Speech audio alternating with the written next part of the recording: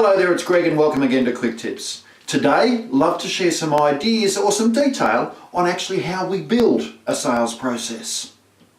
The first thing I'm going to suggest we do is actually consider the timeline.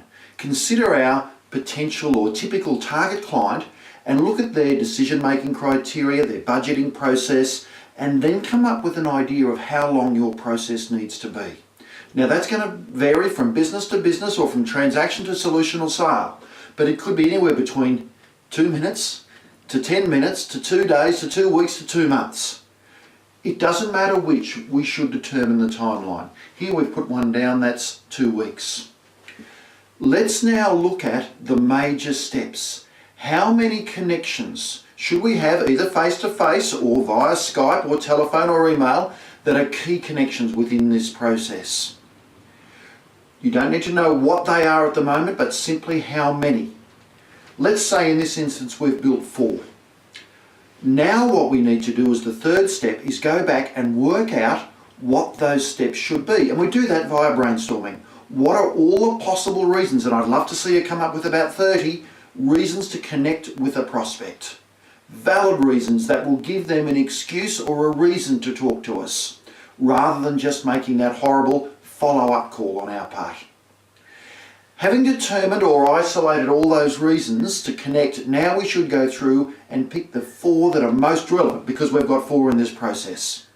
So in this case, we're going to say the discovery meeting, the scoping meeting, the proposal meeting, and then the experience meeting, or demonstration if you like. Now, 2 rules only. The first meeting must always be the discovery or qualifying meeting. We're there to find out about them rather than tell them about us. That allows us to put a solid proposal together. The second rule is that the proposal or quotation, if you like, meeting should never be the last meeting.